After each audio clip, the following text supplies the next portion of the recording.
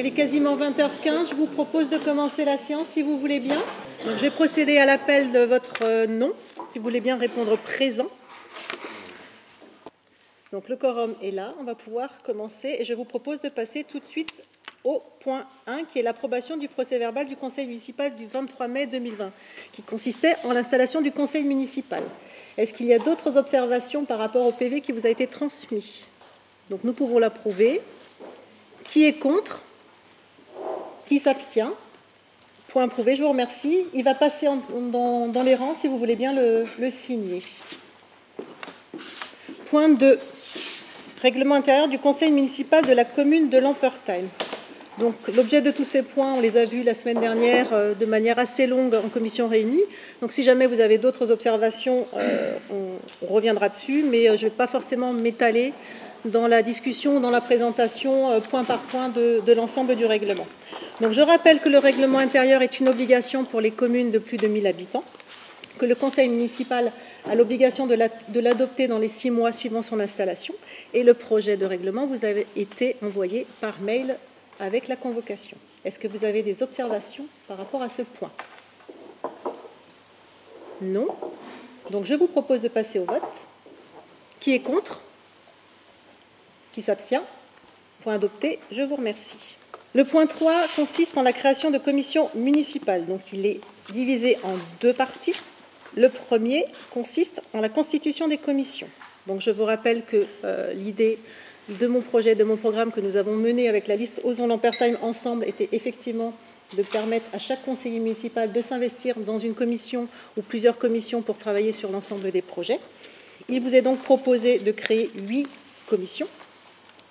Commission dans laquelle je suis évidemment en tant que maire membre de droit et sur lequel nous avons donc 6 conseillers municipaux. J'ai également proposé à la liste Lampertheim Authentique de pouvoir siéger dans ces commissions avec la possibilité d'avoir une personne de leur liste dans chaque commission. Les commissions qui sont proposées sont donc les suivantes: environnement, cadre de vie, urbanisme et patrimoine, mobilité et voirie, sport, culture, vie associative, vie citoyenne, démocratie participative, éducation jeunesse, travaux marchés publics et affaires sociales. Est-ce qu'il y a des questions ou des remarques par rapport à ce point-là? Je vous propose donc de passer au vote. Qui est contre? Qui s'abstient? Point adopté, je vous remercie. Donc la deuxième partie du point 3 consiste dans la désignation des membres au sein de ces commissions municipales. Donc nous avons travaillé ensemble à 23 pour pouvoir constituer l'intégralité de ces commissions. Je vous propose déjà, parce que normalement dans le cadre de vote de représentants, nous sommes censés passer au scrutin secret. Je vous propose donc d'approuver par contre la possibilité de voter à main levée sur la constitution de chacune des commissions avec les membres que nous avons désignés ensemble déjà lors de nos travaux commission réunie. Donc par rapport à la désignation et à l'approbation à main levée, qui est contre? Qui s'abstient? Unanimité, je vous remercie. Et par rapport à la composition donc, des 8 commissions permanentes, je vous rappelle donc les compositions. Pour l'environnement, cadre de vie, Monsieur Gueigne, Madame Boyer, Monsieur Maltès, Madame Essig-Denan, Monsieur Rodriguez et Madame Roth. Urbanisme et patrimoine, Madame Bornert, Madame Ekman, Monsieur Bornert, Madame Trog, Monsieur Auger, Monsieur Bolenbach. Mobilité et voirie, Monsieur Auger, Madame Boyer, Madame Ekman, Monsieur Bornert, Monsieur Rodriguez, Monsieur Génère. Sport, culture et loisirs et vie associative, Madame Bluem, Monsieur Kunzmann, Monsieur Köster, Monsieur Gobert, Madame Dôme, Monsieur Génère. Vie citoyenne, démocratie participative, Madame Dôme, Madame Laborde, Monsieur Kunzmann, Monsieur Auger, Madame Bluem, Madame Roth. Éducation jeunesse, Monsieur Gueigne, Madame Essig-Denan, Monsieur Gobert, Monsieur Köster, Madame Bluem, Monsieur Chalvig. Travaux marchés publics, Monsieur Adam, Monsieur Bornert, Madame Laborde, Monsieur Maltès, Madame Bornert, Monsieur Bolenbach. Affaires sociales, Madame Dôme, Madame Laborde, Madame Trog, Madame Bluem, Monsieur Maltès, Madame Epp. Est-ce qu'il y a des remarques par rapport à ce point-là? Je vous propose donc de l'adopter. Qui est contre? Qui s'abstient? Point adopté, je vous remercie. Nous passons donc au point 4, qui est la fixation des indemnités de fonction du maire, des adjoints et des conseillers municipaux délégués. Donc vous savez que même si les mandats d'élus sont effectivement bénévoles, il y a la possibilité de fixer des indemnités. Cette indemnité a été revalorisée dans la loi encadrement et engagement vie locale et proximité. Et vous avez dans le rapport les propositions qui ont été faites. Nous avons souhaité, à la fois donc, le bureau municipal, que le maire et les adjoints ne touchent pas l'indemnité globale maximale, et également que les 3 conseillers municipaux délégués puissent bénéficier d'une indemnité dans le cadre de leurs fonctions et de leur représentation. Ainsi, je vous propose pour le maire un taux fixé à 45% qui correspond à un montant brut mensuel de 1 750,23 €. Pour l'ensemble des 6 adjoints, il y aura également la même indemnité de 18% qui représente un montant brut de 700,09 €. Ensuite, pour les 3 conseillers délégués, 3% qui représentent 116,68 €. Est-ce que vous avez des questions par rapport à ces indemnités? Je vous propose donc d'adopter le point. Qui est contre? Qui s'abstient? Point adopté. Je vous remercie. Point 5. Fixation du nombre et désignation des membres du conseil d'administration du CCAS. Nous sommes là dans la même configuration que pour les commissions, donc avec un point qui consiste à la fixation du nombre du conseil et ensuite pour la désignation des membres. Pour le nombre de membres, je vous propose donc de fixer à 5 conseillers municipaux la composition du CCAS. Il y aura donc 5 membres élus et 5 membres qui seront nommés par le maire. Est-ce que vous avez des questions par rapport à ça? Je procède au vote. Qui est contre? Qui s'abstient? Point adopté. Je vous remercie. Dans le cadre de la deuxième partie, donc la désignation, nous avons donc à l'identique pour les commissions proposé une liste qui soit représentative à la fois des 2 listes. La liste présentée est la suivante. Muriel Fabre, Céline Daume, Nathalie Trogg, Patrick Maltès, Audrey Hepp. Je vous propose donc d'adopter, si vous le souhaitez, le vote à main levée plutôt qu'à scrutin secret. Est-ce que vous avez des observations par rapport à ça? Qui est contre? Qui s'abstient? Nous pouvons donc procéder à la main levée. La liste A, donc je le rappelle, Muriel Fabre, Céline Daume, Nathalie Trogg, Patrick Maltès, Audrey Hepp. Qui est contre? Qui s'abstient? Les membres sont donc nommés. Merci beaucoup. On va mettre un petit peu d'animation dans ce conseil municipal parce que je sens que sinon ça va être très long pour vous. Et nous allons donc procéder maintenant aux 2 points particuliers qui concernent la désignation des délégués du CIVU. Dans le cadre de ces 2 points-là, nous ne pouvons pas passer à un vote global, mais à un vote uninominal. C'est pour ça que vous allez trouver devant vous des petites étiquettes avec les noms qui ont été vus ensemble lors des commissions réunies et en travail préalable. Nous allons donc voter nom après nom, et vous avez également des bulletins blancs si vous le souhaitez. Donc pour le CIVU, pour l'action sociale des communes d'Egversheim, Lampertheim, Mundelsheim et Vandenheim, il y a 2 postes de titulaires et 2 postes de candidats suppléants. Frédéric va passer parmi vous pour que vous puissiez mettre le petit bulletin. Pour le premier candidat... Le CIVU, ou syndicat intercommunal à vocation unique pour l'action sociale, a été créé en 1997. Il regroupe 4 communes, citées à l'instant par le maire, investies ensemble au sein du CIAS, le Centre intercommunal d'action sociale. Ses missions et services sont tournés vers les retraités, les personnes âgées, les bénéficiaires du RSA, les assistants maternels et les parents en recherche de garde. Élus au poste de titulaire, Céline Daume et Christelle Laborde, au poste de suppléant, Nathalie Trogg et Audrey Hepp. Donc pour le point 6, les élections sont closes. Nous pouvons passer au point 7. Donc il s'agit là de désigner les délégués au comité directeur du CIVU pour l'école de musique Ravel. Donc nous avons 3 candidats titulaires et 3 candidats suppléants et nous allons procéder de la même manière à scrutin secret. Le CIVU Ravel est une école intercommunale de musique qui propose cours et animations musicales dispensées par une vingtaine d'enseignants diplômés. Mundelsheim, Vandenheim, Egversheim et Lampertheim sont unis dans cette aventure lancée en 2006. Sur les 350 élèves recensés, 80 sont de Lampertheim. Sont élus comme titulaires Muriel Fabre, Fabienne Blouem et Céline Daume. Comme candidats suppléants, Yannick Köster, Olivier Rodriguez et Claude Chalvic. On n'a pas terminé avec les désignations, mais par contre on a terminé avec les votes avec bulletin.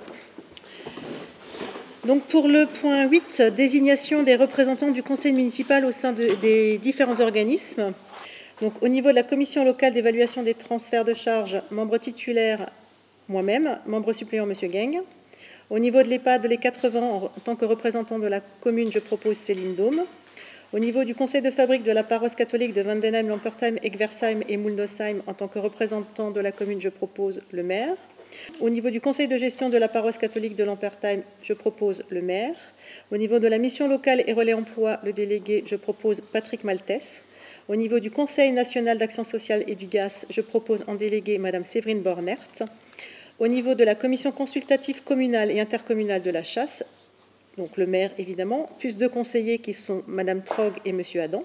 Et au niveau du correspondant défense, je propose Monsieur Laurent Adam. Est-ce qu'il y a des remarques à ce sujet? Nous pouvons donc procéder au vote. Qui est contre? Qui s'abstient? Point adopté. Je vous remercie. Dans le cadre de la constitution de la CCID, donc de la Commission communale des impôts directs, donc le conseil municipal doit proposer une liste de 16 personnes proposées en tant que titulaires et de 16 personnes en tant que suppléants.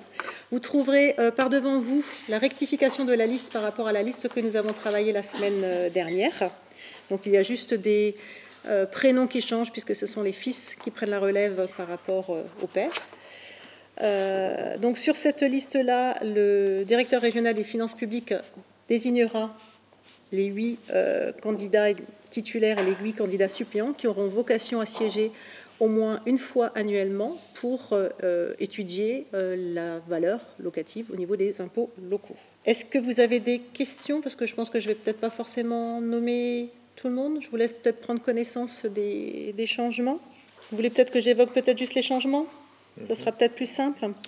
Donc au niveau des suppléants pour les représentants des taxes foncières, de M. Génère René, ce sera M. Génère Gilles.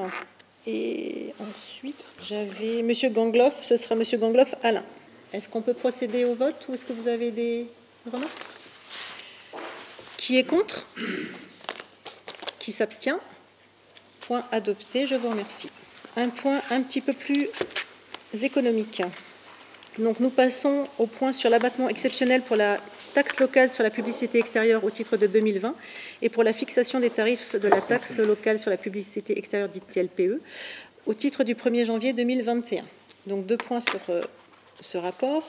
Le premier point est effectivement une proposition, comme on en a discuté la semaine dernière, d'un abattement de 10% sur la taxe locale de la publicité extérieure. Ces 10% sont proposés dans le cadre d'un soutien à l'économie, parce qu'effectivement, la taxe locale pour la publicité extérieure est d'abord une taxe contre la pollution visuelle que représentent les enseignes. Mais compte tenu du contexte et du Covid, nous avons souhaité donc proposer un abattement minimal qui est de 10%. Je procède au vote s'il n'y a pas de questions supplémentaires. Qui est contre? Qui s'abstient? Je vous remercie. Et nous pourrons en informer les entreprises qui seront très heureuses. Deuxième point, la fixation des tarifs de la taxe, donc de la TLP à compter du 1er janvier 2021. Donc, sont proposés donc, les tarifs selon la réglementation en vigueur. Est-ce qu'il y a des questions, des remarques par rapport à ce point-là? Qui est contre? Qui s'abstient? Point adopté, je vous remercie. Affaires de personnel. Donc, il vous est proposé, dans le cadre des compétences du conseil municipal, la création de 3 postes, 2 postes d'adjoint technique et un poste permanent d'ADSEM. Donc je rappelle que les 2 postes d'adjoint technique sont des postes sur lesquels nous avons actuellement des agents qui sont en CDD et l'objectif est de pérenniser leur poste. Et le poste d'ADSEM est créé dans le cadre d'un départ en retraite pour pouvoir recruter son ou sa remplaçante. Est-ce qu'il y a des questions particulières? Je procède au vote. Qui est contre? Qui s'abstient? Point adopté. Je vous remercie. On va donc maintenant attaquer l'ensemble des points financiers. On va procéder tout d'abord à l'adoption du compte de gestion 2019. Donc je rappelle que le compte de gestion doit être obligatoirement similaire au compte administratif que nous voterons tout à l'heure pour refléter l'exacte transparence au niveau de la gestion des deniers publics.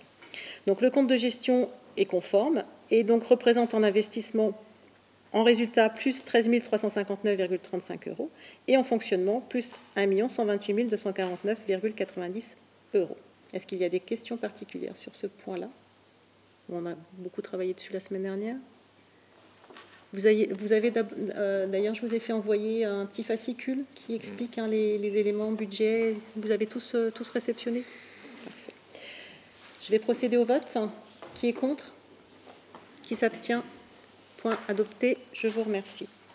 Donc, dans le cadre du compte administratif, donc je rappelle qu'il est le compte qui reflète l'exécution budgétaire au titre de 2019. C'est donc l'approbation des résultats de l'équipe précédente et je vous avais invité effectivement à ne pas avoir de discussion polémique ni qui prêterait à confusion puisque nous n'avons pas les éléments et les possibilités de donner à l'équipe sortante de discuter ou pas de l'opportunité d'une dépense. Donc je vous lis les résultats et je sortirai comme la réglementation me l'impose pour que vous puissiez procéder au vote et c'est le premier adjoint qui vous fera voter dans ce cadre-là.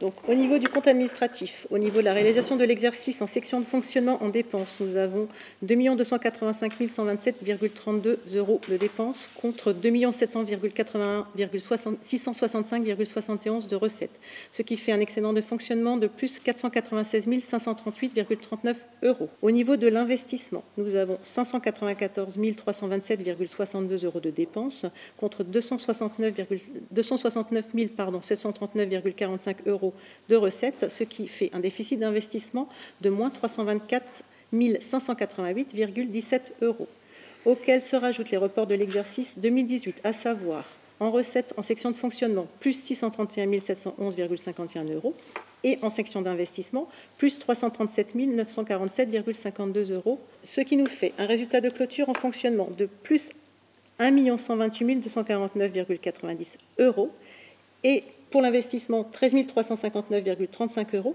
auquel nous défalquons les 886 000 € de dépenses de reste à réaliser en section d'investissement, ce qui nous fait un résultat de clôture en investissement de moins 872 640,65 €, ce qui fait un résultat de clôture global de plus 255 609,25 €. Est-ce que vous avez des questions particulières? Je vais donc sortir et je laisse M. Geng prendre la suite.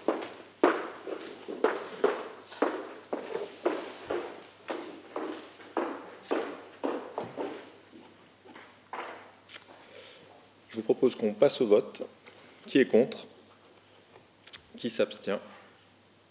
Le point est adopté. Merci. Je vous propose donc de passer au point 13, qui est l'affectation du résultat du compte administratif. Donc pour mémoire, par rapport aux résultats, notamment au niveau de la section de fonctionnement des 1 128 249,90 €, il résultait, je vous le rappelle, un déficit en investissement de 872 645,65 €. Donc nous sommes dans l'obligation d'affecter ce qu'on appelle au compte 1068, que nous retrouverons en recette quand nous verrons tout à l'heure le budget, les 872 640,65 €. Est-ce qu'il y a des questions par rapport à ça? Je procède au vote. Qui est contre? Qui s'abstient? Point adopté. Je vous remercie. Avant-dernier point, mais non des moindres, le vote de la fiscalité directe locale. On en a parlé aussi la semaine dernière. Vous savez qu'au niveau de la taxe d'habitation, nous n'avons, même si nous votons en taux, nous n'avons plus le pouvoir de moduler cette taxe-là. Il faut savoir qu'au niveau de la commune de Lampertheim, la contribution qui sera reversée par rapport à la taxe départementale est inférieure à ce que nous touchons actuellement. Donc nous allons avoir une compensation avec un coefficient qui s'applique de 1,1%, ce qui signifie que nous aurons de toute façon toujours une compensation au niveau de l'État par rapport à la redistribution de la taxe départementale. Au niveau de la taxe foncière bâtie, la taxe foncière non bâtie, nous proposons de ne pas augmenter les taux. Est-ce que vous avez des questions par rapport à ça? Qui est contre? Qui est pour? Point adopté pour le maintien des taux. Je vous remercie. Nous allons donc passer au vote du budget primitif. Alors, la semaine dernière, nous avons vu ligne par ligne l'ensemble des articles et l'évolution liée. Ce que je vous propose, si vous le souhaitez, c'est qu'on s'attarde essentiellement aux chiffres par chapitre, ce qui m'évitera de relire ligne par ligne l'ensemble des montants. Est-ce que ça vous convient? Nous passons à la page 4, présentation générale du budget. Au niveau de la vue d'ensemble du budget, vous est proposé, au titre des dépenses de la section de fonctionnement, un montant de 2 785 000 €, auquel se rapportent en recettes des recettes estimées à 2 529 390,75 et le résultat de fonctionnement reporté de 255 609,25, ce qui nous fait un budget proposé à l'équilibre de 2 785 000 €. Au niveau du crédit d'investissement, vous est proposé cette année un budget à 465 500 €, auquel se rajoutent 886 000 € de reste à réaliser au titre de l'exercice de 2019, auquel nous remenons au niveau des recettes, 1 450 645,65, plus le résultat des 13 359,35, ce qui nous fait, ce que je vous avais expliqué, un vote en suréquilibre. Donc nous proposons effectivement 1 351 500 € de dépenses, mais nous devrions avoir 1 470 000 € de recettes, ce qui nous ferait donc une provision d'environ à peu près 100 et quelques mille € que nous pourrons utiliser en 2021 éventuellement. Au niveau du chapitre des dépenses de fonctionnement, donc page 5, premier tableau. Au niveau des charges à caractère général, sont proposés 572 900 €. Au niveau des charges de personnel, 1 141 400 €. Au niveau des atténuations de produits, 120 000 €. Et au niveau des autres charges de gestion courante, chapitre 65, les 541 400 €. Auxquels se rajoutent au niveau des charges financières 8 000 €, charges exceptionnelles 1 000 € et dépenses imprévues 20 000 €. Vous avez ensuite, en opération d'ordre, le virement à la section d'investissement de 335 014,99 et au niveau des amortissements, 45 285,01 €. Au niveau des recettes, sont évaluées au niveau des atténuations de charges 30 000 €, au niveau du produit des services du domaine et des ventes diverses 107 000 €, au niveau des impôts et taxes 2 023 000 €, au niveau des dotations, subventions et participations 346 200 € et au niveau des autres produits de gestion courante 10 000 €. Se rajoutent les produits exceptionnels estimés à 13 190,75 € qui nous équilibrent donc le budget. Au niveau de l'investissement, page 6. Et on détaillera après, on passera sur les opérations d'équipement. Au niveau du chapitre, donc, immobilisation incorporelle, 10 600 €, donc c'est essentiellement les études. Au niveau du 21, immobilisation corporelle, 249 900 €. Et au niveau des immobilisations en cours, donc les travaux mairie, 100 000 €.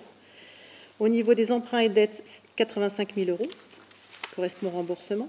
Et en dépenses imprévues, 20 000 €. Au niveau des recettes, en subvention d'investissement, nous estimons pouvoir bénéficier en subvention de 107 700 €, auquel se rajoutera dotation, fonds divers et réserves, donc le 1068, l'affectation des résultats que nous avons voté, les 872 645,65 plus les 96 000 €, ce qui nous fait un total pour ce niveau-là de 968 640,65 €. Vous retrouvez ici le virement que vous aviez en section de fonctionnement de 335 014,99 € et les amortissements à 45 285,01 €. Par rapport au focus sur les détails des dépenses d'équipement, vous avez par devant vous également le tableau que nous avons étudié la semaine dernière.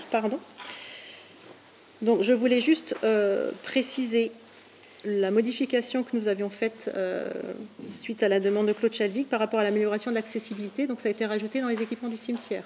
Donc, il est bien évident qu'au niveau de la somme, nous avions décidé de ne pas augmenter la somme et que nous ferons éventuellement une décision modificative quand nous aurons l'ensemble des devis. Se rajoute aussi à ça, vous savez, je vous avais parlé de la panne au niveau de la rue de Mononsay pour le réseau d'électrification. Donc nous sommes, si je ne dis pas de bêtises, Stéphane m'arrêtera, autour de 4 500 €, 4 500 € de réparation qui viendront s'imputer sur le 21 534. Et donc les totales des dépenses d'équipement que vous avez retrouvées au 21 et au 23 sont de 377 200 €. Plus 20 000 € de dépenses imprévues. Est-ce qu'il y a des questions particulières ou une demande de focus particulier sur le budget? Est-ce que nous pouvons procéder au vote? Qui est contre? Qui s'abstient? Je vous remercie pour cette unanimité qui nous permettra de travailler pour les 6 prochains mois. Et je vous souhaite une belle soirée. Et pour clôturer ce premier conseil municipal d'installation, je vous propose, puisqu'il nous reste de la fête de la musique que nous avons fait in extremis, mais avec beaucoup d'envie et qui s'est très bien passé dimanche, quelques bières, quelques bretzels que nous allons pouvoir partager ensemble. Vous avez aussi devant vous le petit pot de miel de cette année, récolte de cette année du miel de Lampertheim, que je vous invite à déguster dimanche matin avec des bonnes tranches de pain de nos boulangeries. Vous verrez, c'est excellent. Voilà, je clôt le conseil municipal de ce soir et je vous remercie. Merci. Merci.